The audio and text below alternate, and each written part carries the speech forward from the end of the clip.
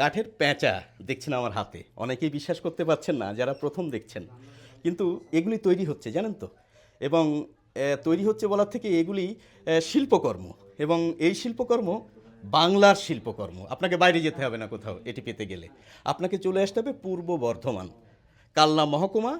সেখানে রয়েছে নতুন গ্রাম নামে একটি গ্রাম, যে গ্রামটি প্যাঁচা গ্রাম নামেও পরিচিত।